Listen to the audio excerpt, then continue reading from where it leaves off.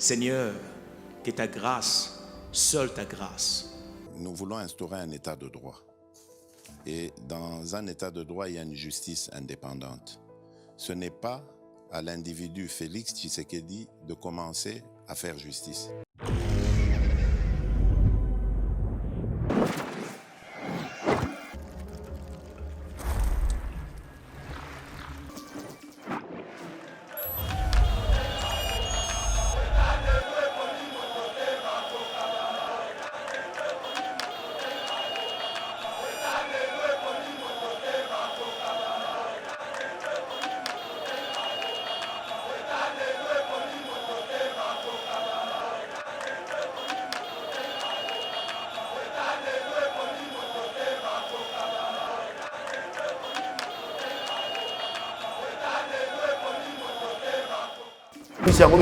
Mabunda alobaki te akosala esu mosala te sikoyo obi na nga o na ntongo abele yabi boya mosala eyali yo moto oyebisi nga nga nayebaki yango yo omoni epai tokosuka epai mabunda asuki honorable Mike Mukebai tant moi mabunda ndenge asuki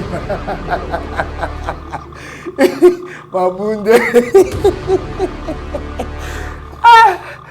te liboso na yawa bato bayebisenga yo moto liboso yebisa nango te nalali panzi na ndako kuna boye kasi mabunda makambo akosala oyo kabila ko mabunda tiake mamoyo avwa nini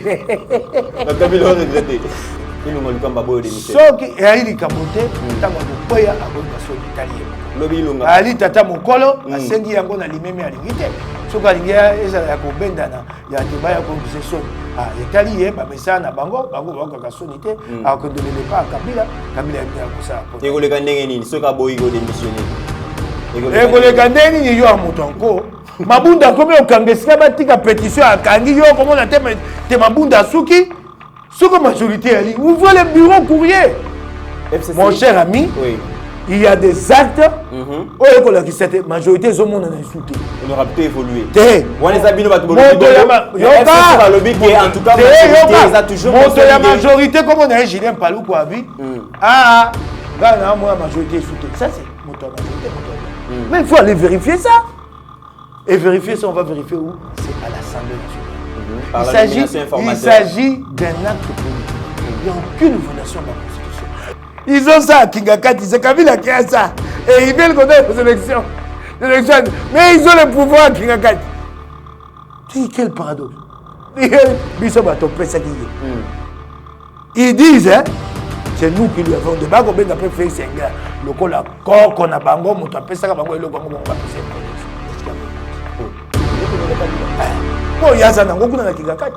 Quand on va à l'élection anticipée. Oui, t'as entendu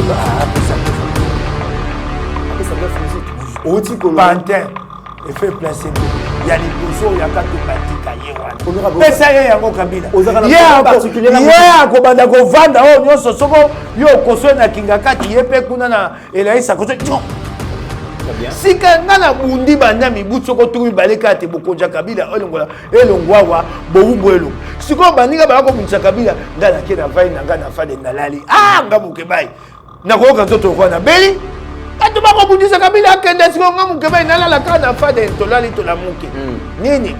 Tika biso wa makambo teka Félix Kabila. Papa, maman, Ndeko, vous qui vivez à l'étranger et avez vos investissements au Congo, vous qui pleurez à chaque fin du mois parce que les locataires n'ont pas payé ou un membre de famille a utilisé l'argent des loyers. Vous qui avez confié la gestion de vos biens aux amis ou aux membres des familles qui ne savent pas combien vous avez souffert pour en avoir. Vous qui à chaque fin du mois recevez des explications au lait des loyers. Même vous qui êtes au Congo mais n'avez pas le temps de gérer vos biens, ne vous tracassez plus. Glicom est là pour pallier à cette situation. Gestion locale des investissements des Congolais d'outre-mer, Glicom en sigle. Nous gérons vos biens comme si vous étiez sur place ou comme si vous le faisiez vous-même. Avec un personnel qualifié et expérimenté, Glicom collecte vos loyers à temps réel, assure l'entretien de vos immeubles, vous accompagne dans l'achat et la construction de maisons en toute transparence. Aussi, pour éviter des conflits au sein de la même famille, confiez la gestion du bien commun à Glicom pour un partage équitable et équilibré à tous les héritiers. Pour plus d'informations, visitez www.glicom.solution ou appelez au plus 243 97 94 12 145. Papa, maman, ndeko, yo moto fandi na mikili ya bapaya, to oza awa na Congo, yo moto locataire ayoki sa pasi poza mosika, kolela esili. Na glikon, kimia na motema. Seigneur, que ta grâce, seule ta grâce. Nous voulons instaurer un état de droit. Et dans un état de droit, il y a une justice indépendante. Ce n'est pas à l'individu Félix Tshisekedi de commencer à faire justice.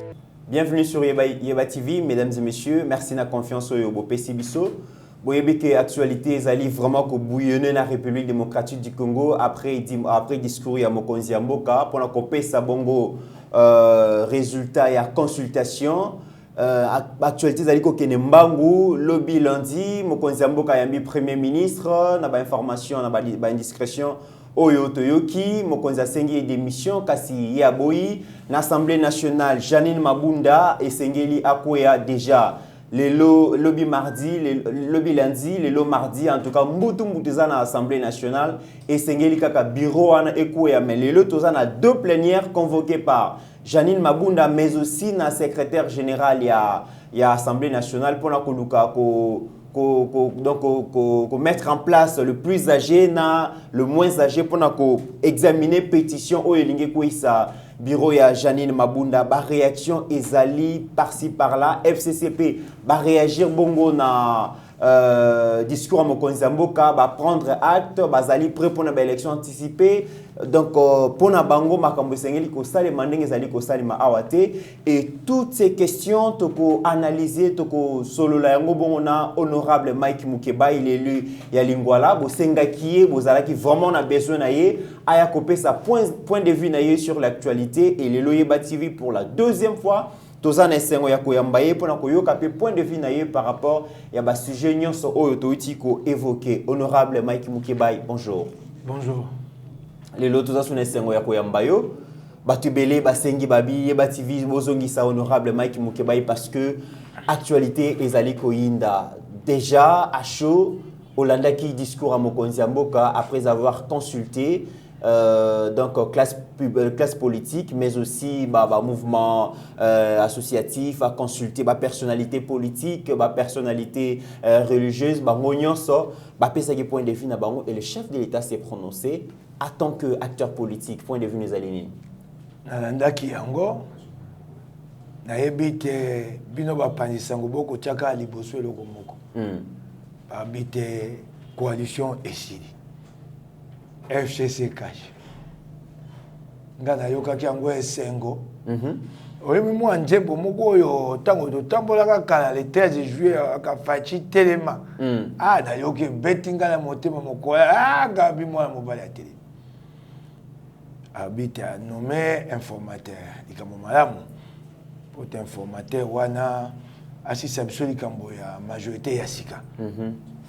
Kasi nenge ko bakisa te bapandisa ngo pe bosema na motebo ko tiaka ka liboso ka likamoko na kati ya maloba ya Mokonzi Mboka makama motu ya liebele bato bako mona yango te esengeli pe ko kundola makama motu ya wana oyo lobami très bien et ali ebele mingi na kati makama Mokonzi Mboka lobi Mokonzi Mboka la biloko liboso za motu ya omoni te akeye pas bakalo kota li français na côté existentiel ko zongisa biso bomoto ko zala pepe oyebite loko Kabila yaka pona ko bomati Kabila alingaka te to kundola bawo abiso bakufa oyebi yango 8 millions de morts to tuka ko kundola yango te Kabila alingaka te to kundola Mamadou Ndala makambo minene oyesengele lobi to kundola oyoki yano ya pesi pa Denis Mukwege justice traditionnelle.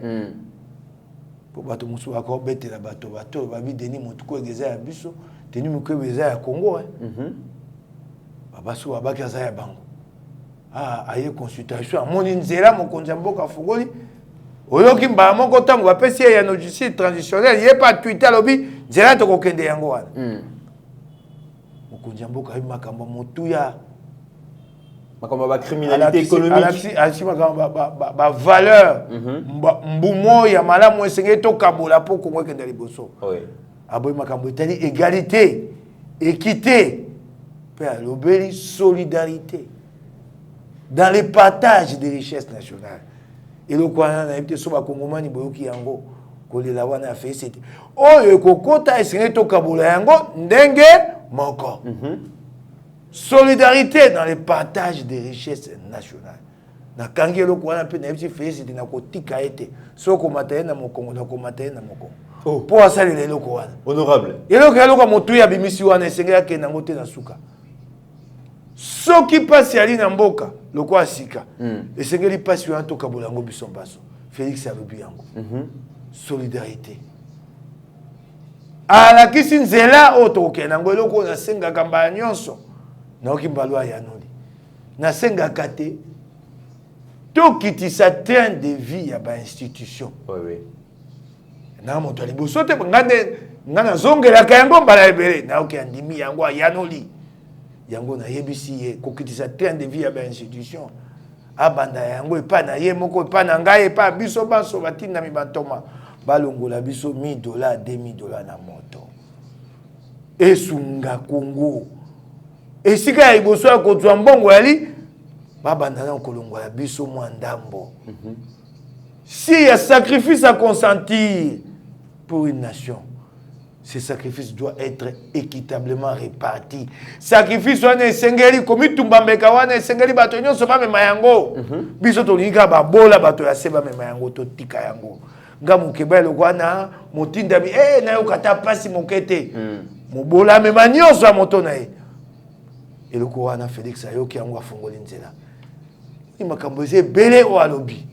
Lelo komoso alobi ya motuya yango babi biso mangomba ya mbongwana ata to swani to kabwani esika moto no moto akolala makanisi ya libe moko na ye komona ngo Félix atalisi biso yango azongi si biso eloko biso stolela kana yango élection à 2 tours élection présidentielle à 2 tours à 2 tours suffrage universel à la majorité absolue alobi yango eloko malamu to bundela yango to zongisani yango moni te bolingo ya Congo ata bovandi ngambo na ngambo esika ya banza azaki akobanza yango esika biso ozaki tokobanza yango recensement identification population pa lobi yango élection présidentielle à la majorité absolue suffrage universel et comme monene makambo ya lebele tokubando kundola yango malembe oya to yango lelo yo yali oya etumba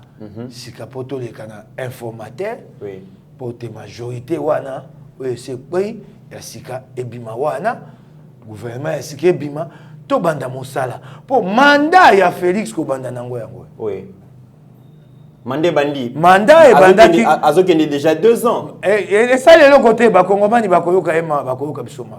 Ndenga leli ayebisi bango. Abina bango na leli mibu mibale na koyebisa kabila na bato na ye. To yoka na to bongisa Congo balingi koyoka te. Yango na lelo dia mosu réalité etkenze ya kokabwana. Bakongomani bakoyoka ye. OK. Na mibu mibale o alekisi etumba wana na bato andoki. O na benga le côté français axe du mal. Bato baya pona ko boma Congo po Congo esila bango batika na bombo. Honorable Kolanda Manda e bandaki mokolo ya yenga. Tokoyebisa yango bakongomani. Bakongomani bakomona etumba pa etokutaki nango. Sikande to bandi. Lokwa mokonzi alobaki musale bandi, kisalo be banda. Mujimu wakuba. Wabangisi. Po bato babina ngape na bata mwachuba mokoki na beti yango na beta kapela ngila makaji. Na sentir honorable. Alors Kolanda discours to donc tableau peint au mokonzi salaki bato musu balobi ezali pe discours programme, discours à campagne, mais là, dans sa mise en application ezo bandana na likambo ya informateur. Parce que gouvernement ou yemoko alobi makambo nyonso alobi wana eza prochain futur gouvernement. Ouais, il y a des discours ya campagne té. Le campagne. As président en fonction. Makambo fait ça lobby makambo na yete makambo ba Congomania yambaki bato. OK. Beaucoup mo kabele yango. C'est qu'il est remplacé. Abibo pesa yango. Et remplacé programme. Ayo ki ba Congomania yango wana. Na bina yo kenkene bandi sika.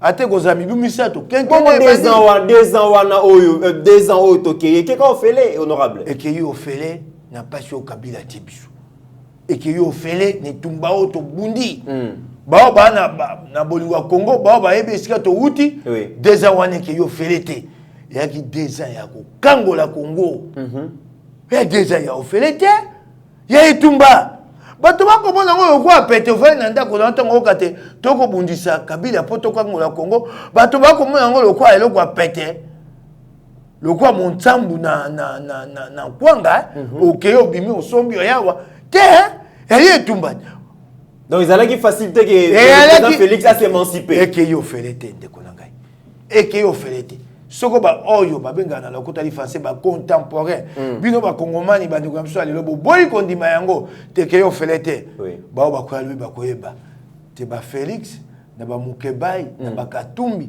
mibumi bale wana kimbi bale ya etumba honorable Okingai na etumba etumba très bien te ko bunda kolongola Congo esike yalaki Congo ekoma Congo ya bonsomi sika tolingi nde to pusana na kati ya bonsomi wana bongo maye Congo ya bato maele OK tala makambo mokonja moko misi tala ba kongomani ba misi maele ba bi Congo ya misi maele sika to na posa to sa ya maele wana yo ko benga yango di sous campagne ngana kamo na ke pa monde ponga isoko na mosa politique te na lo na ka fololo na kuma na ka kolona fololo OK mosa na ngana yekolisika yango wana yo poko mina ferme na mu panzi tete na lopango na ngai ngana na mbongo akendo tonga ferme kwa kinga ka twa wapi ko bino batteur politique communication sur moi yo lingi moi ferme na yo mu panzi yo na posa ba kongomani bayina ngande kwa bayina Kabila o lukela ngambo ba kongomani bayina Kabila Kabila mtazana majorité Kongomani yo kali kambo moko Kongomani moko ebisinga bi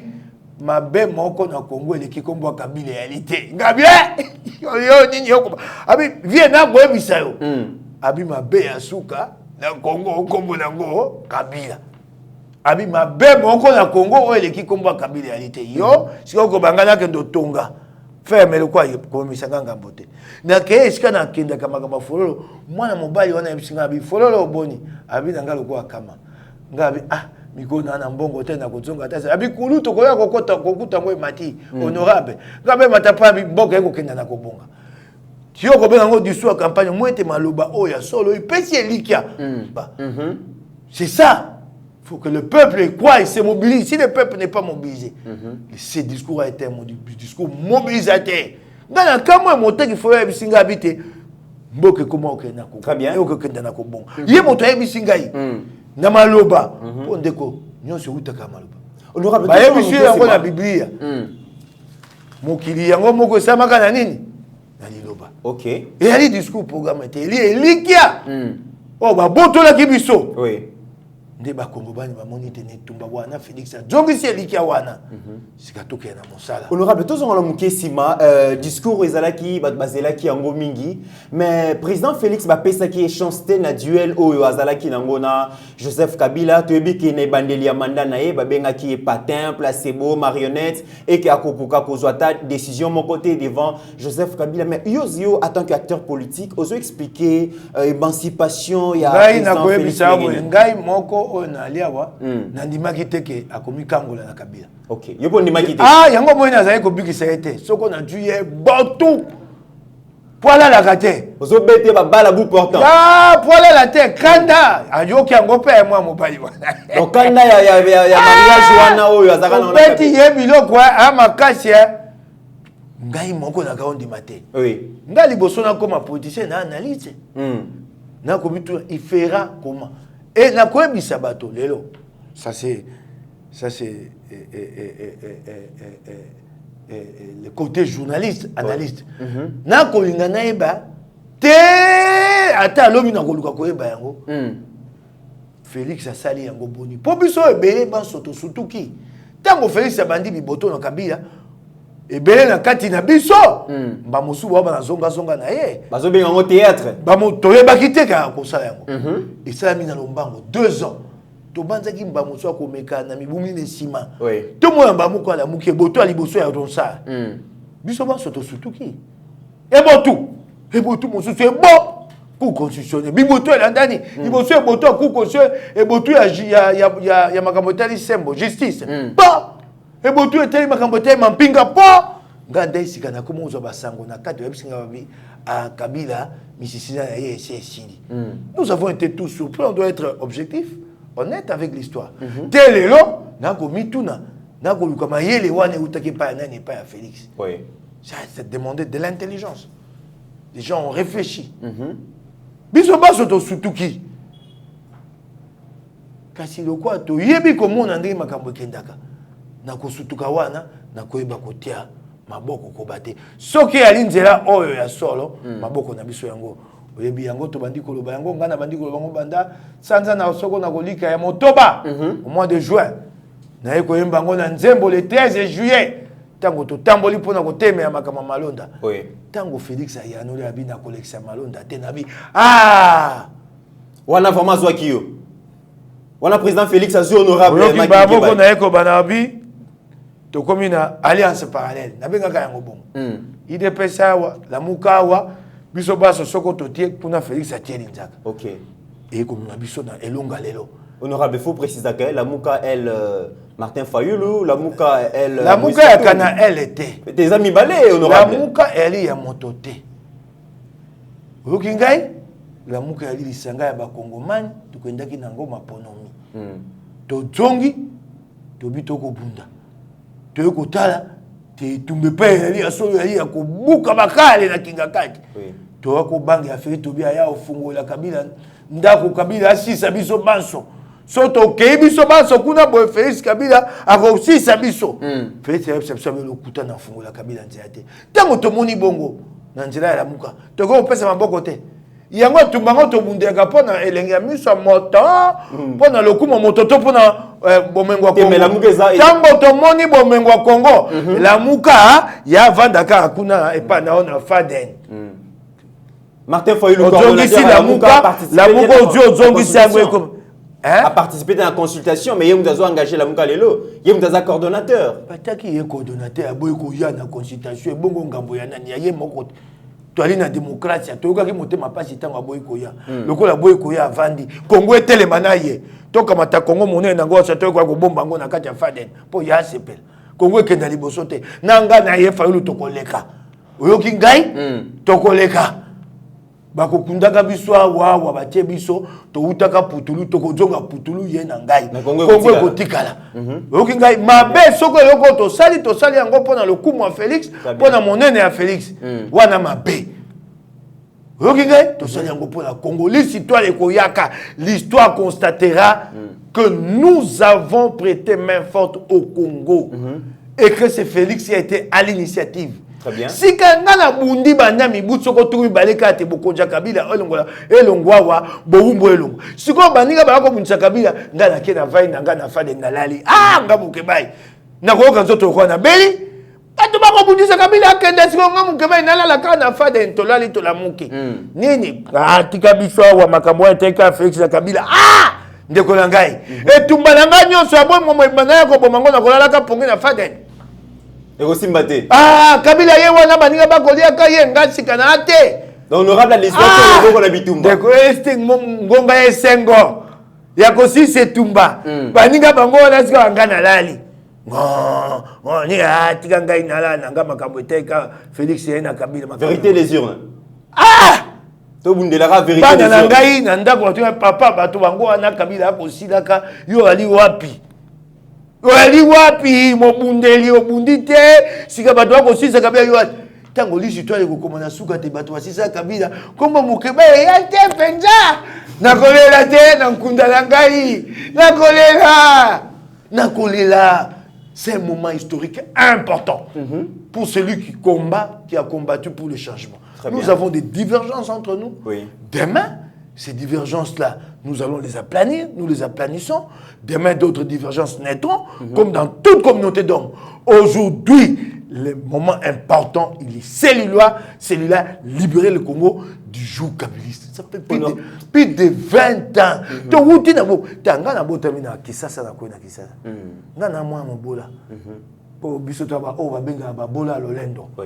pour nana kilo lendo nanga na ba congolais ba kino ba lo mobola teti na lié kwanga nanga na likanzenze na posa champagne na yote honorable na koli na pasi bobuto anyoko biso to bundi bobuto akei muza obi muza etobi tobiki muza yesu kamata boma mboka panja mboka babi muza ke tobi babi Joseph Kabila mabanga nyonso mboka epa na bango biloko nyonso epa na bango sikana na mibu tukumi ntano na 54 ans na kokena mobange mokomusu yoka pete mokeba ye wana pa belaki akei na lukana yo ke sengote Congo zokangwama na sepelate na suki se tumbo te. Nous devons passer à un autre combat. Honorable, parmi ça fait 30 ans, 40 ans que nous nous battons que pour l'instauration de l'état de droit, c'est trop. Très bien. Nous devons maintenant passer au combat pour le développement. Il est grand temps. Très bien. Pascal Tombi, donc à tweeter, soutien total, tout le monde bâti, soutien total. Toujours qu'il y a une nouvelle réconfiguration quand même, il y a majorité. Donc qu'il y a une nouvelle réconfiguration, peut-être qu'il y a une nouvelle réconfiguration. Tant que mon Kabila qui union sacré de la nation, nouvelle configuration yango wana. Et tout monde tobundi yango nani. Na nouvelle configuration ya Congo. Oui. Nouvelle configuration, et ça y a quoi qu'on paye la tête. Et comme mon nana, et tumba to ko bunda. Nouvelle configuration ezali wa na yebisa ki bino boy. Et tumba oyo elle est tumba pour la consultation té. Et tumba oyo elle est tumba té to yé pour te to bakisa Félix pété. Les fins mots de ce combat. Et le coup, mon nene, toko bundela ah, potena, mobu koto, tukumi balé, na tukumi balé, misato 2023, qu'on ait des élections transparentes. Voilà. Parce que toi, mon maman zate totoya ou apona lisano. Toye pote, moi mibu misato etikali. Ce qui moi mon ça ko ça va pombo keke na liboso. Kasi mingi na 2023 ma ponomi esa ma ya kimia bala liboso o akoza makasi koleka alongi.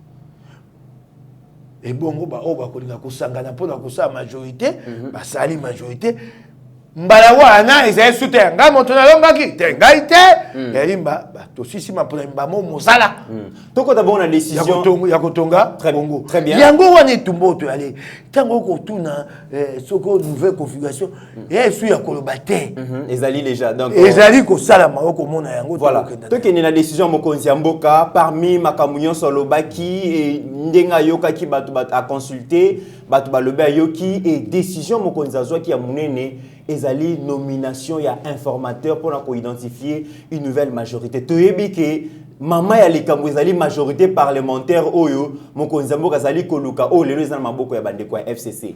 Alobi akonomé informateur.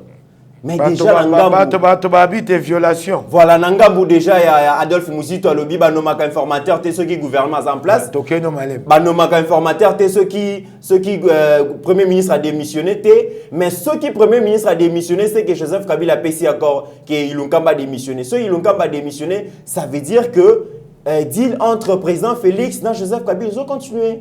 D'accord que non malem. Kolanda Muzito te ayaka na lingomba moko ko monango palu bakende pa Kabila doit bango bungisa bango telelo il n'a rien fait to la musique de tening nako zong c'est citoyen non na mona motote oyo Kabila avait soumis comme Muzito soumis un homme soumis le premier ministre yo yebakate c'est un homme sans caractère. Oh mais soki nali citoyen ya Congo oyo ya lelo bakoki kobenga pantin comme on est Adolphe Muzito. Oh honorable. Mais il obéissait à l'œil au doigt à Katumba. Katumba ko sakane le quoi mwana moke boye bakali citoyen était ngana mo panisango. Ce monsieur là n'a qu'à se taire. Aya memi Palou a comme si Palou PPD. Ça c'est Muzito ça. Ali premier ça que des missions officielles. Makambo nako babo ko tout na primaté. Ba ministre na ba si ba kei et qui ba bengi yango mission interministérielle. Ba kei na matadi. Ya ko landa bango lelo a koti na mutuka pelisi. Ba o kenza ya mutuka. Katumba bengi ya kawa na prokoki. Ebi prokoki ali awa. Ezaka siège ya gouvernement parallèle ya Katumba. Mozito a tiki mission akei na le premier ministre Mboka Zobe atiki mission akomi na pokoki katubabi na bengi sur apporter sa évaluation ya coalition Palou PPD moto na mission officielle ba bengi si ekuna akopesa maele nini na makambo mboka ye moko maele ni akopesa qu'est-ce qu'il a compris du pays lui-même quand il était là qu'est-ce qu'il a fait pantin penza okaka effet placebo ya Katumba honorable. Mais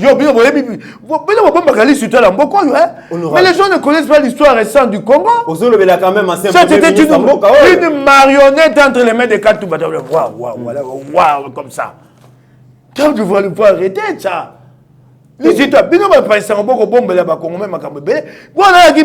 Marionnette entre les mains d'Augustin Katumba Mwangi. Mais ceux qui ont été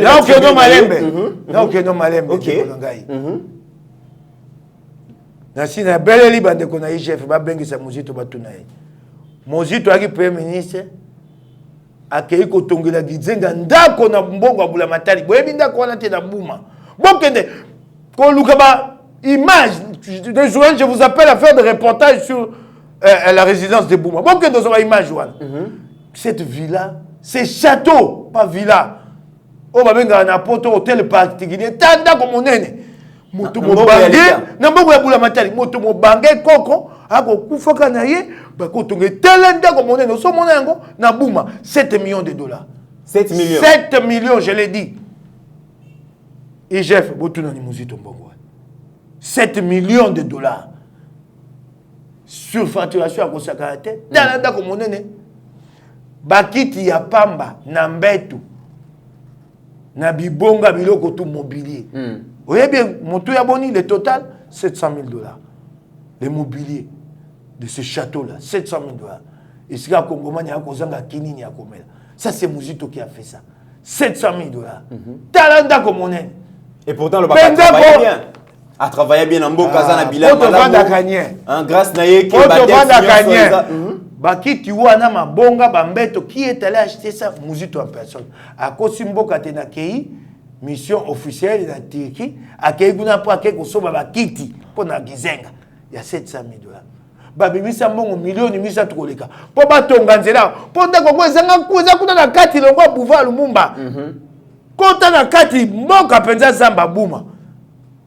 Babanda kotonga nzela wana, nzela isida te lelo mayeya ebuka esukuna kwa kota esute. Wapi mbongo wana, wapi nzela. Lelo ndako wana ebite so mpese botu bunate. Ponda kuwana maiza kate lotiriki yakate batiaka tala kabamba na groupe électrogène na ba citerne awa ba sula bokonzi te ye moko gizenga liboso ta kufa ndako batongelaki ye bakamati balongoli ye ba ekote na mofe ndako wana lelo eza etondi mpesete mbongo abula matali wana honorable tango te tozonga wana na fungule mwa liboke pe lisusu pe bako etumba opposition kombe ya lipasi na oki mukula poso awa wana kaka na funge mwa liboke bato na faulu na kisasa bana bisika ya mayanga ni mine mibale fade nezake pa na ye moko ya kolala awa oyipana ya kolala fade neza eza quand même hôtel non awa mayanga ni nembisanga iso na betaki libako fade ezali nini oyo mayanga na mine ya eside sa makanani na triomphal est-ce que bango mibale ya mayanga minene na changu section changu eside mokolo ya poso babengani bango na likambo nini bilenga ya eside bayaki na milulu boye basai sanza misato bafutaka esika lopango wana te ya Kamar $50 3 mois bafutaka te honorable Martin Fayulu mokolo ya poso ya une personnalité à cause quand même tembongo $150 pour nos mabe na ngai ndeko ya koloba yango awa kenda yo moko na route mukali okendo tout ne pas babengaki bango 3 mois ya pamba sanza misato sa etumbe ya pasi komba te na choli moto te na bite komba ya pasi ponga pe na route na pasi ya komba wana te lelo pe ka komba ya lipona to bongisi Kongo te wana fungula ka liboke Muzito soko akoyeba ne makambo te démocratie te avanda na ye mais déjà pe bande quoi écoutez informateur tant que le premier ministre n'a pas démissionné c'est une opinion politique c'est une opinion comme l'opinion de Mukebai balobite mobeko likundia bokei maponon quelle est cette démocratie au monde où pendant les mandats une majorité ne peut pas être remise en cause. Quel est ce principe démocratique?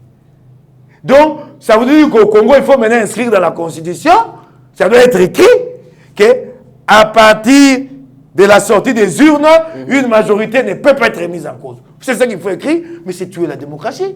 Mais la vie politique se poursuit pendant le mandat. Quelle est cette démocratie au monde où pendant un mandat, une majorité ne peut pas... Ça, c'est un problème de principe d'abord. Avant de savoir dans quelles conditions, remettre en... Mais sous le plan de principe. Là, ça, c'est ce qu'on appelle la vie politique. C'est l'essence de la politique. Ce qu'on peut dire, c'est que les politiciens, ce qu'on peut dire, majorité, comme nous avons les Camerounais, ça ne peut pas changer. Alors, vous faites quelle démocratie? Mais honorable. Attendez, écrivez. Alors, il faut l'inscrire maintenant dans la Constitution congolaise que, à la sortie des urnes, la majorité qui est là, elle ne peut pas être remise en cause. Il faut que ce soit écrit. Sinon, en démocratie, toute majorité pendant les mandats peut être remise en cause. C'est la vie politique, la vie de tous les jours. Très bien. Bolobité, Nali Bandela informateur. Pas au Babalouka qui est informateur, tout Babalouka est informateur. Ok. Bolobité, c'est au début que ça a quatre déclarations, il y a position, majorité, opposition. Ok. Donc, comme il y a katikati, il y a mandat. Il y a une majorité. Nabi, Ndegolangai, mais là, quand on a l'Assemblée nationale, bon, les Gislanga, beaucoup. Et l'équité. Le bisou na 5 mauvais comme il bon l'équité. Na commis tout na tête majorité comme il na ko lukate te informateur. Ma propre majorité est que l'exercice mi ko nanga été. Na ko senga tête ba informateur. Honorable. Mais toi qu'est-ce qui se passe? Donc non malembe. Pour na yeba le koni ko le kakuna. Même te tsokozo to ko kano. Ba lobité on désigne un informateur. Oui. Na libandela tango toti nini maponom. Une deuxième fois, troisième fois, s'il y a une situation politique, un fait politique qui remet en doute l'existence d'une majorité. Il y a un fait politique, parce que la politique est évolutive. 3 ans après, attends. La déclaration FCC Bazolo mon cher ami, à tout prix, je vais vous dire. À menacer ceux qui informateurs. Ceux qui informateurs. Je peux finir, honorable. Ok, n'est bien. C'est ça. Ndeko makambo ebele to saka mokili. Et au sengate aux constitutionnalistes. OK. C'est le bon sens. Le bon sens nous aide à régler beaucoup de problèmes. Tant qu'on mibeko yakate na mokili. Bato ko bikate. C'est le bon sens. Naza moi si nanda ko na bana. To akana règlement intérieur. Comment est-ce qu'il y a l'harmonie de mon frère? Le bon sens. Ce que bon sens c'était et que le réalité. Nous tous ici nous sommes engagés dans des foyers. Toi na basi na bana. Règlement intérieur so tangi la bouki na to MC bana. Règlement intérieur, vie, article, constitution. Mais il y a de l'harmonie dans nos familles. Le premier noyau de la société c'est la famille et nos plusieurs familles font que nous avons créé la société congolaise. Le bon sens. Il est quelque part. Mais tu vas gérer l'institution de la famille. Au-delà de nos intelligences, de nos diplômes, si seulement nous mettons le bon sens, nous allons régler les problèmes. Honorable, FCC. Mon cher ami, il y a des actes où cette majorité de monde a insulté. Honorable, tu as évolué. En tout cas, la majorité, comme on a un Julien Palou Kouabi, la majorité est soutenue. Ça, c'est la majorité, bien. Mais il faut aller vérifier ça. Et vérifier ça, on va vérifier où? C'est à l'Assemblée nationale. Il s'agit d'un acte politique. Il n'y a aucune violation de la Constitution. Attends, il y a une majorité qui a un mandat. Kuna na Assemblée, tant qu'on vote, pourquoi ici, c'est fini, c'est que la majorité a basculé. Non, il s'agit d'un fait politique. Il n'y a aucune violation de la Constitution. C'est un fait politique. Une Assemblée s'interroge sur sa majorité et test ya liboso babinini toko isamni bureau. Et le kozoka Moussa Batumingi honorable Ezali Kambuya, comment est-ce que le chef de l'État azoluka majorité bande ko FCC balobi azoluka majorité sur base ya corruption et la corruption financière ne batiaki mbo Jani Mabunda koya mais corruption morale aussi parce que na discours Mokonzamboka a menacé bango lobi na konomé informateur ce qui a réussi à identifier une nouvelle majorité n'a ko dissoudre parlement wanza menace et ça peut corruption morale.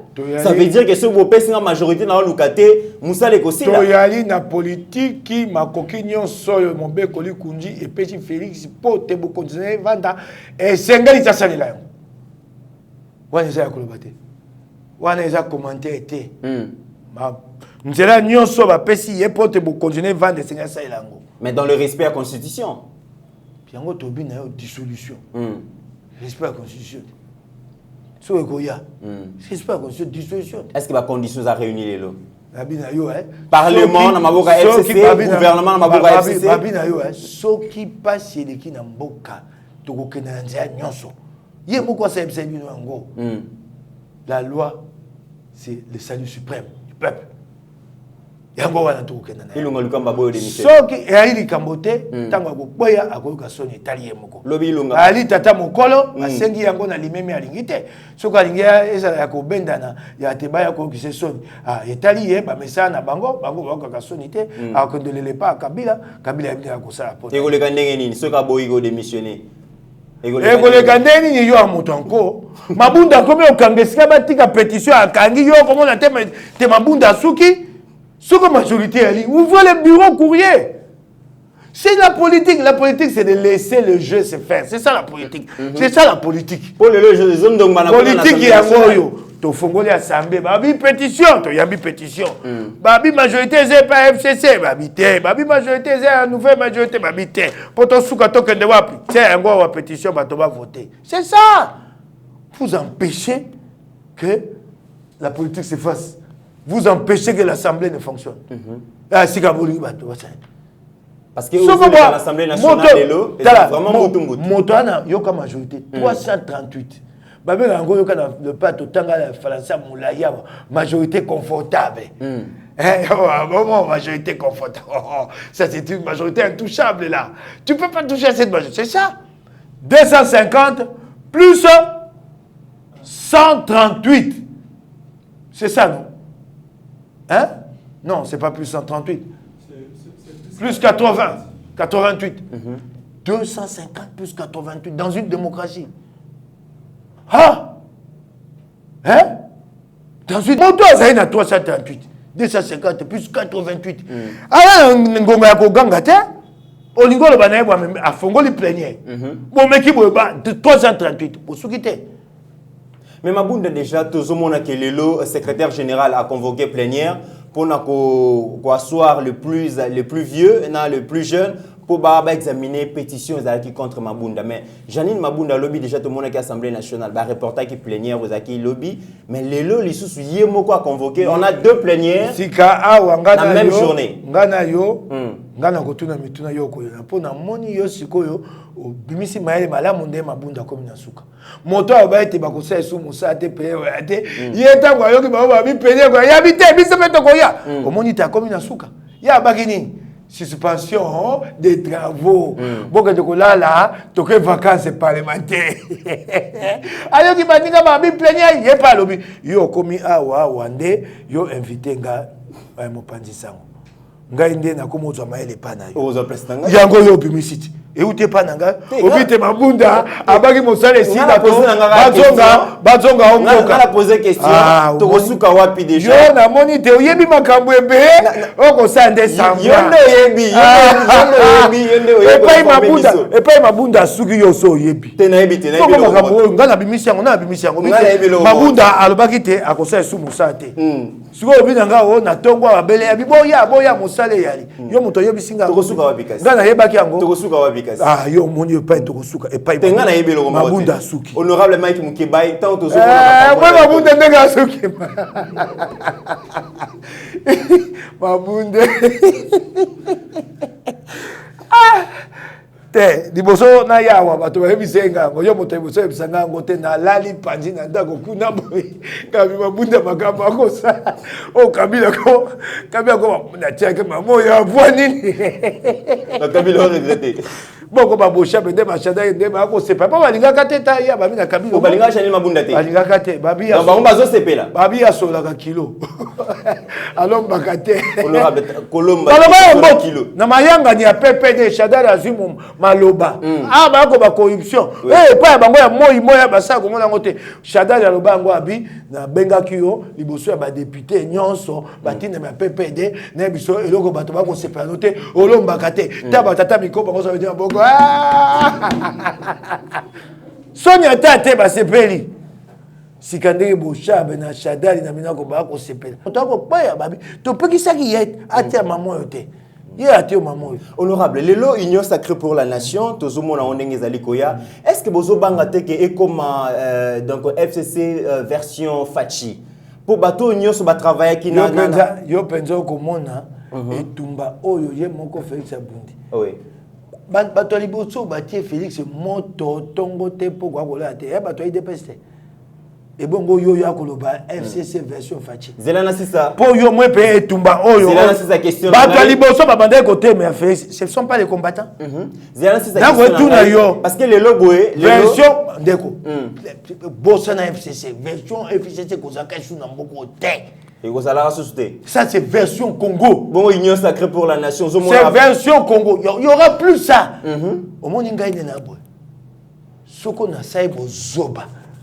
Na bandi te tumbo yaki tumba ya mukebai po mukebai ko so bandako ndenge bato bakofia ko langai na bando ko lukanga na okomona ngai susu atenga moko da mikimila oyo kingai ngai moko ndeko komona ngabwe oyo yebisinga te mokonzi ka tumbi akomisi yango lokola mboka na ye kofia ko lona kofia ko la ye oui egoinda ya isekite ya bomo ya bana biso ya di version ya lingomba to ya individu. L'avenir de nos enfants. Les gens veulent blaguer. Nous allons laisser à nos enfants quel Congo. Moi, j'ai un fils. Mais comment on a moi, j'ai un garçon. Moi, j'ai un garçon qui a... mon aîné, il a 17 ans. Quand je parle de mon fils, c'est une façon générique de parler des enfants congolais. Moi, yo bani so na somimba ndako mibale misato nde atike mwana nga bomengo na Kongo moko o ya mabe o bazuze bakate lobi mwana nga bato akeba botolier mapango wana nous avons vu ça ici.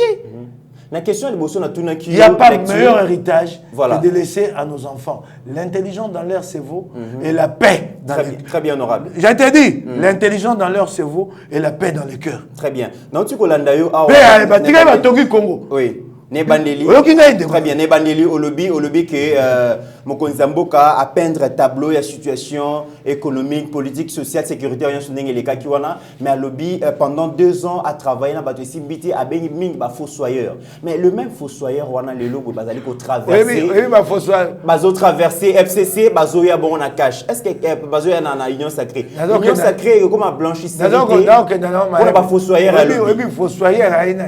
Ezanen. Fossoyeur de l'INEN. Oh, ya timbu ya kama bulu pola kokunda bato. Félix, je fais un monoko. Afia ko ibango Kabila fossoyeur. Pardon. Attends, Kabila te wala yendo bakisi. Ah, limbisanga iso na betaki libaku na ngoli kombo ya Kabila. Balobi boyendeko. Tokobongisa Congo na ba Congomani. Avec le même personne ba baby simbo balobi. Ah, toke na malembete. Na ko yanola yo. Tokobongisa Congo na ba Congomani. J'ai toujours pensé que les changements du Congo ne peuvent se faire qu'avec les Congolais. OK. Nous n'allons pas, excusez-moi de le dire en français, nous n'allons pas créer une génération sui generis. Tu créer une académie de beaux-arts, tu sais bikeko, tu t'es mon pépé nazolo, tu dis oh bah toi sika bangoyo. Ah non. Non. Nous allons insuffler dans les nez des sculptures en forme humaine et puis nous avons la nouvelle génération qui va changer le Congo, non? Quand il y a une volonté, les Congolais vont se mettre au pas. Batowa no basena Kabila ba pomoli pour nanzela Kabila ekseba. So ba ye pa na yo ba kutu ko pomoli ate ba komeka te. So ko moko meki akanga miami bala komeka te. C'est cela le problème. Nous avons toujours pensé que le Congo doit être changé et d'en haut et d'en bas, mais plus d'en haut. Moto azana impérium, soko la nzela bato ko tambola. Ok, il va pas que les Congolais ne peuvent pas changer. Les Congolais ont connu. Tu as dit, moi, ayo kakate. Ce qui monte à Zali Bosso, c'est un bateau qui s'agate. Nous avons besoin de ça, nous avons besoin de ça. Nous avons besoin de ça. Bateau na yeba sangani. Ok, est-ce que c'est par conviction que bateau bazolongo FCC bakota FCC ba ya na conviction, ya na ou soit par menace, le quoi toi par frustration, le quoi toi na posa ba Congolais ban son poto bongo la Congo, ya na conviction to na le koso ya moyibi ba ko yoko ekozela bango. Mais l'essentiel ba ya na ba ya sikana ah yo yaka siko bandi te makambo ba osako ya yaka kosala ngoko. Yaka kosala yango. Nous avons besoin des Congolais tous. Les moments historiques que nous traversons demandent que tout s'engage biso basso. Yo qui fait ça bengango union saké ba bengango komba lingongo ba côté. C'est un moment grave. Le Congo est sous domination. Bato moko pour eloko boye bakate. Le Congo n'est pas une démocratie classique. En France, aux États-Unis, il y a une démocratie classique qui existe. Les pays marchent, les institutions là. Ici, nous sommes dans une lutte pour la conquête de liberté, pour l'instauration d'un état de droit. Ça demande une union sacrée face à un groupe. Le groupe là, c'est quel groupe? Bato Kingakati. Bato Kingakati, bato mbongo ebele leki. Bato makamabe, bato bakufa. Sika bango so ba na bokonjité, bakotika Congo kimiate. C'est ça la particularité du Congo. Congo est la ngomba moko bato moko, bakolinga kotika Congo te. Soko bango bako contrôler kate bokonji. C'est ça. Ce n'est pas Macron demain il sera battu aux élections, il va partir. C'est pas Kabila. Mais la réaction bandeko FCC balobi ceux qui le président n'est plus d'accord avec les accords, qu'on respecte accords, qu'on respecte constitution, bisonyo soto qui ne défend peuple, to qui n'a pas élection anticipée. Et ben qui basa dans basa après. Ngai na lobi na kobanza te moto akobela moto liboso yende wana akoyebisa osola le FCC là bali prêt pour des élections anticipées dans ce pays. Oui, avec Kabila la déclaration na bomba yo penza yo moni Shadari ah bato baba était nous lui avons donné les pouvoirs, des gens qui ont le pouvoir dans les tiroirs. C'est quoi, nous allons aux élections pour aller chercher quoi, parce qu'ils ont ça dans les tiroirs. Ils ont ça à Kingakati, c'est Kabila qui a ça. Et ils veulent qu'on aille aux élections. Mais ils ont le pouvoir à Kingakati. Quel paradoxe. Ils disent, hein, c'est nous qui lui avons débat, qu'on a fait Félix Senga. Le coup, la corps qu'on a bango, on a fait ça, on a fait Félix. Quand Kabila, yo, seko, on a tiqué le yango. Mais c'est quelle compréhension de l'État, des responsables publics qui le disent sur la place publique. Non, mais que nous lui avons... C'est votre bien, monsieur. Quelle conception de la démocratie. Si Gabato, c'est nous qui lui avons... Et ils ont le pouvoir. Ils ont le pouvoir puisqu'ils peuvent se permettre de les donner à quelqu'un. Mais le discours, on les a consommés. Alors, ces gens-là, ils te disent que nous allons aux élections anticipées. Comment tu vas aller avec les élections? Mais le discours, on les a consommés. Ils ont consommé dans la mouka. Baloba qui dans la mouka. Baïba la mouka bokonzi. Ba pesa na président Félix. Nalobi nako yanola yo. Tu connais ma ponomi, tu se plais qui n'a ngote. Oh il est kaki, tu téléméda qui en. Oui. Le loyo Félix abi nzela wana na kokota yango te. Siko to tikala be, to vanda to loba, ah to kendaka ma ponomi. Baïbaka bokonje yaka ya fayulu ata lelo Kabila ye wana alinga boma Félix, sima boma biso to kanga maboko. C'est ce que nous allions faire nous vis-à-vis de l'histoire. Mon cher ami. Ah, sika bango ba ko senga élection anticipée. Il faut pas organiser les élections anticipées. Ah non Kabila. Voyango pesa moto musu. Oh. Ah bon bah ça dit c'est pesa ndengini sengeli ceux qui basa d'accord mais bala liboso na mokili. Au mona bato baya koloba na moite biso to pesa ka bato bokonji. To zaka na yango. Mais les gens qui te disent ça, bah zongi c'est vrai que biso ah élection anticipée. Ah pourquoi les élections anticipées? Puisque vous avez le pouvoir. Donnez à qui vous voulez. Honorable, en tant qu'acteur politique, avenir en Mboko déjà quand on voit que l'Assemblée nationale, ça ne marche pas, il y a déjà des ordres, le Premier ministre a Boyko démissionné, et les Français doivent vers une crise. Kabila moto oyo akoki kopesa esika bokonzi. Oh, ngo ponela Kabila. Po yaza nango kuna na kikakati. Po doit avoir élection anticipée. Na ina ponela olingi na tanga kombo moto te. Oui, tanga toyoka. Apesa Adolphe Muzitu. Apesa Adolphe Muzitu. Oti kolo. Pantin effet placebo. Ya liboso ya katumba tika ye wana. Pesa ye yango Kabila. Ya ko banda ko vanda o nyonso soko yo koso na kingakati ye pe kuna na elaisa koso. Il y a pas ça pantin na yo Muzitu. On a un problème particulier dans Adolphe Muzitu tondenge. Fonani to welini. Non mais façon zo zoyer. Na po na tali ni sito ya Congo pantin ya munene o katumba tikela biso ye. Siko yo ligina pona nani. Na pona yo ko sepela. Yo za pantin. Ogoya ko bo na ko monswani sayo. Na bi Kabila pesa yango Adolphe Muzitu. Pantin katumba atikela ka. Est-ce que tozo qui est droit vers une crise? Donc il est droit vers une crise. So ezali crise pour na Kangola Congo na ko sepela na yango. Ko sepela na crise. Na ko côté yango. Il faut paralyser l'institution de la République. So ko ezali pour na ko Kangola Congo, le peuple sait. Nous allons payer le prix avec notre peuple. Nous payerons pour que nos enfants soient libres. Nous payerons. Moi mon Québec je paierai. Je payerai. La déclaration FCC pour la liberté. Un sénateur Joseph Kabila a coupé sa part de vérité. Je t'ai dit ceci. Kabila s'est prononcé.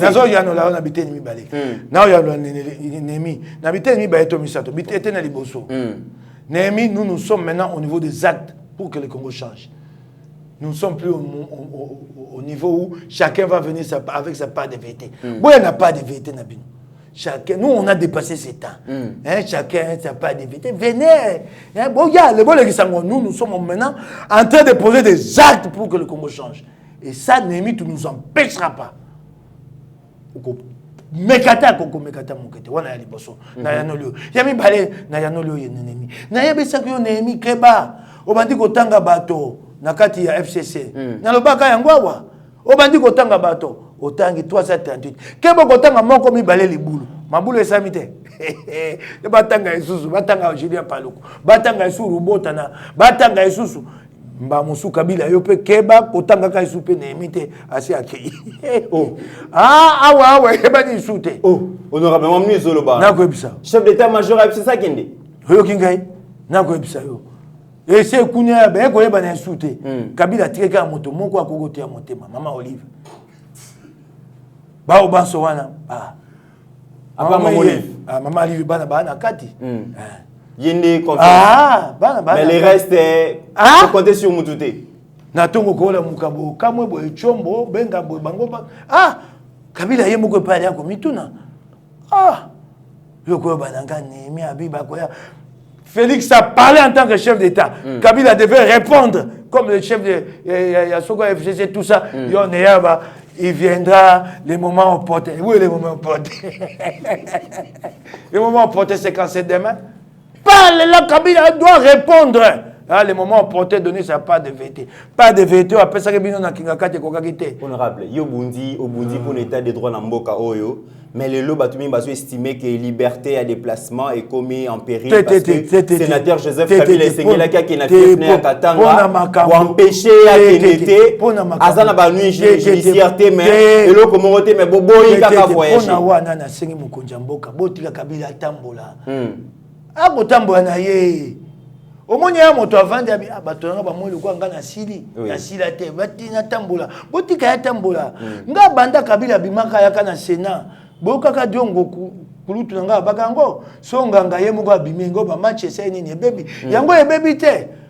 Moi ce jour là quand Kabila est venu au Sénat j'ai dit c'est un homme fini, il veut maintenant montrer à sa troupe que je suis là et j'existe. On en est où? Laissez-le se balader.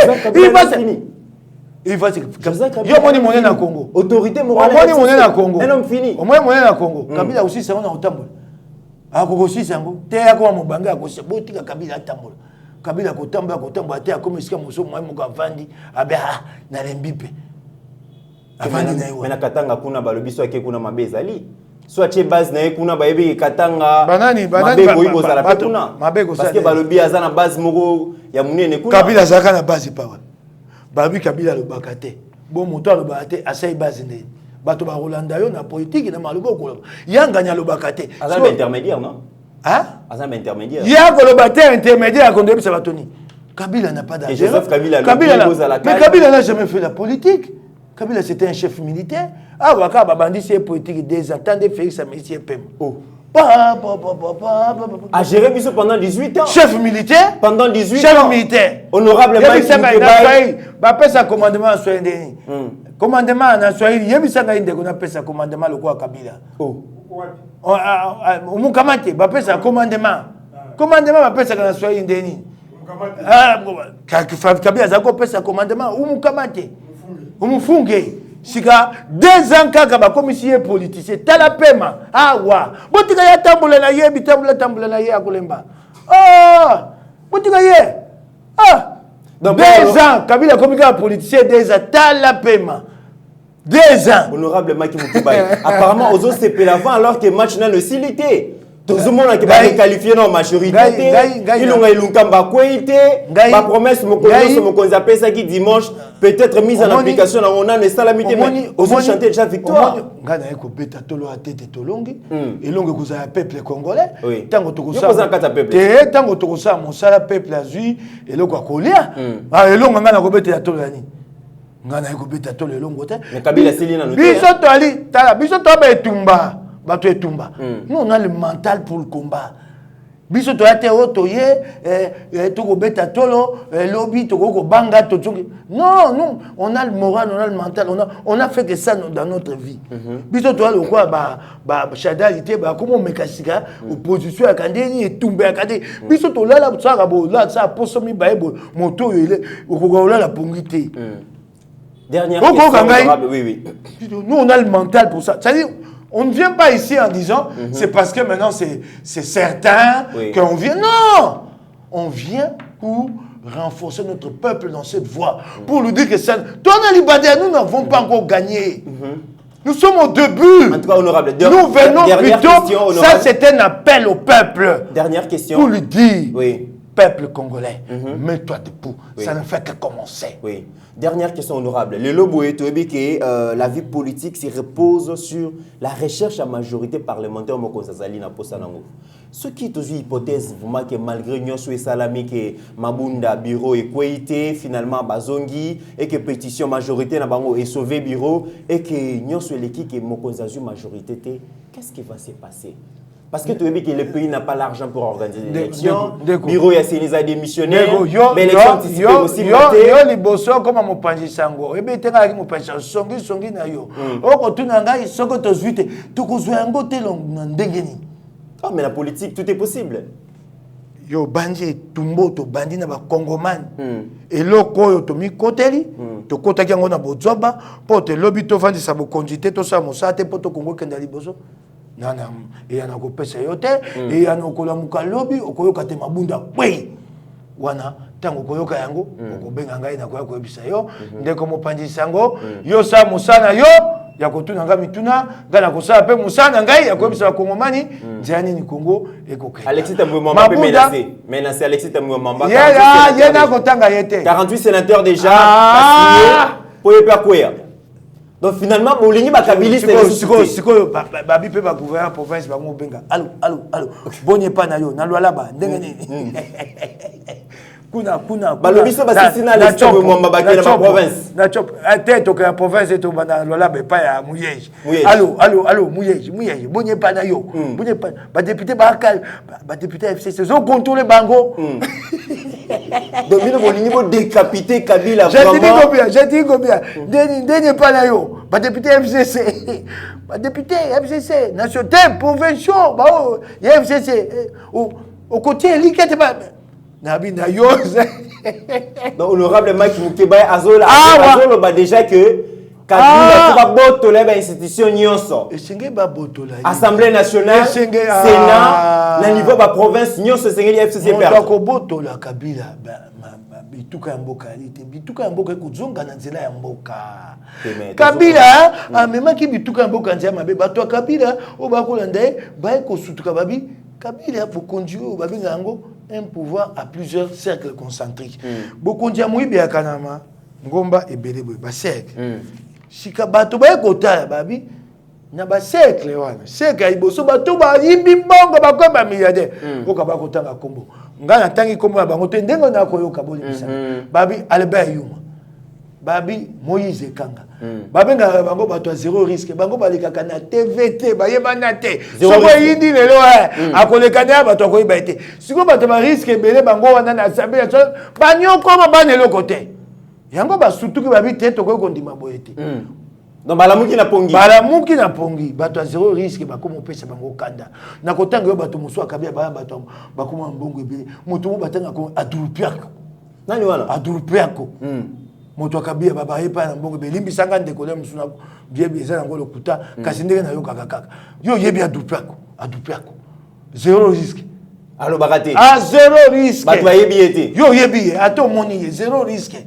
yango moni banani barubota balembi makaba ba zéro risque wana babusha bato bazwa ba risque bazwa ba sanction bakata ye Buchadari azui risque bosha bakati ba sanction américaine sanction muta théorie primaire ministérielle bazana ba sanction mais azo a continuer ko bunda kay bango bato ba risque a continuer ko yango moni na FCC bato balembi zéro risque balembi zéro risque bo konje comme na suka zéro risque ya Albert Yuma honorable yo ka mosu kombo nani te kombo ko kimanga ya azana mbongo ebele hein bon moi le kwanga saka mopanzi sango ba mosu moi soko ko leka bato biso omoni wana moto kabila wana ye alinga mosu so sa bisanga bi ngai makambo nanga kolobela yango netando ekete ata na sali malamu ko komano yango te ata na sali malamu alinga bato ba yeba yete bango nde bato zéro alia na kimia bato zéro risque honorable tant ozali koloba makambo zéro risque yo zali yo po yebi bango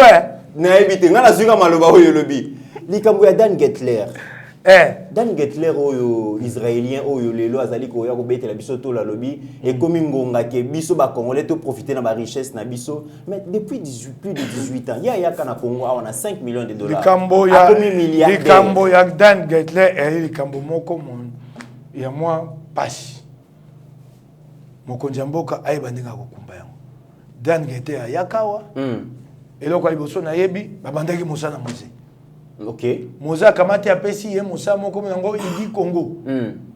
Bakamati apesi obengaka monopole ya diamant. Moto moso ateka su diamant. Kaka ye moko. Eka likambo mabe. Kasi okotia ngona moto ya Dan Gettler te mabe aka muze. Akamati mibego mboka sale abi kumba diamant nyonso. Yaka likambo mabe te Dan Gettler ba eko sa na Kabila ba eko ba Dan Gettler akomi milliardaire akomi na mbongo epe. Pato babi mbongo ya Congo ya mingi na kati ya mbongo ya Dan Gettler. Ebele makasi. Motuna sikoyo eloko ni ezali malamu mpona Congo. Dan Gettler tomoye loko ya komi ko yambola. Soko moto ayamboli yango na kotuna na komitika maboko mokonzi Félix. Loko ya Dan Gettler ko yambola. So tobi lelo te tokenda kofunda ye. Ekozala pasi mingi te to banda ko samba ko misa mbongo. Malamu te soko ayamboli ye moko to bise tatani yakani na misolo zwaki bato babito zo ebele ya Congo ti yango nyonso na noa oyo tomoni nzela te o tomoni te tongisani oyo eli yana komituna mais Jésus de sengeli sala musala wana non j'ai dit ceci na komituna motuna oui baloba na lokota li français mbala mosusu na lobite yango moto eseli ngeli kosala mieux vaut un mauvais arrangement qu'un bon procès. Soko ba mosuto bandi ko samba na yelelo e ko zo biso pe mibu mitano mibu zomi. Oyebi ko samba yaka mokola ko bando ko banda. Mokola ko susa ko sukisa oyebite. Lokola bandi ko yambola. Vont pas trouver un arrangement. Na komi tout na motuna. J'ai réfléchi à haute voix. Poto yebi biloko ba tekela ye. Biloko ba tekela ye to yebi yango. Bango sabi sauter. Azo soma ba bloc lié na 3 millions. Yango na lobi biloko yango na koba. Bradage ba richesse na tuni mitunami na poni nzaya mi balette. Faut-il aller vers la justice et penser régler le problème par la justice avec le temps que ça prendra ou y a-t-il moyen de trouver un arrangement au mieux de toutes les parties? Nazo kenda mingi na nzaya mi balette il y a arrangement au mieux de toutes les parties.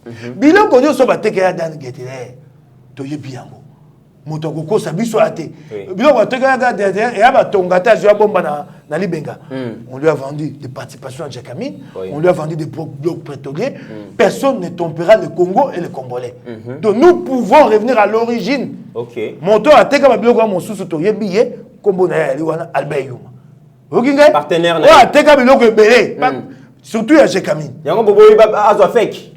Ndeko wana kokotisanga makambo wana te so balongoli ekuna lokola ka risque zéro ngala tenga so ba komi pe ko beta moi moto ba risque zéro pa poyaka c'est que m'a changer ngala mobola langa bona on sepela te ba sepe yo sepela ki penza bio ba ngande Yesu munga moto ya sa Congo mabe so pe ba papoli moi moke na ko sepela te na melata moi kopo maite il faut sepela waza droit na yo moto sa Congo mabe mikonyos yango nabi nous revenons à l'origine, les biens, nous les identifions. Très bien. Et nous voyons très bien ce qui a été sous-évalué et nous trouvons un arrangement. C'est une proposition. Oui, merci beaucoup, honorable. Je pense que on apprécie pas mon Kodjamboka. Voilà, très bien.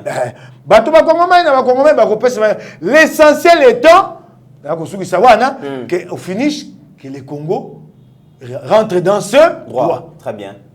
Voilà, mesdames et messieurs, Toyambaki Ponabino, honorable Mike Mukebai, mais au Sengaki vraiment beaucoup plus. Tous voyez la Likamboutali gestion PAV, Villa Kinshasa. Ah, Azali, Félix. Tokozongi saye, ceux qui fait un semaine prochaine. Voilà. Tokozongi saye, Boyo qui n'est pas le béasa n'a pas plan. Donc, Koloba, gestion Villa Kinshasa, ils ont inquiété Bino. Et c'est lié comme Molobeli à Bakinois, à Loba. En tout cas, Yeba TV, on prend rendez-vous si pas la fin de la semaine prochaine. Voilà, les rendez-vous est pris. Donc, le samedi, Tozalana, honorable Mike Mukebai, pour la Gosolo Likambo, Italie, ville, province, à Kinshasa. En attendant, mesdames et messieurs, portez-vous bien, car chaque jour est une vie. Seigneur, que ta grâce, seule ta grâce. Nous voulons instaurer un état de droit. Et dans un état de droit, il y a une justice indépendante. Ce n'est pas à l'individu Félix Tshisekedi de commencer à faire justice.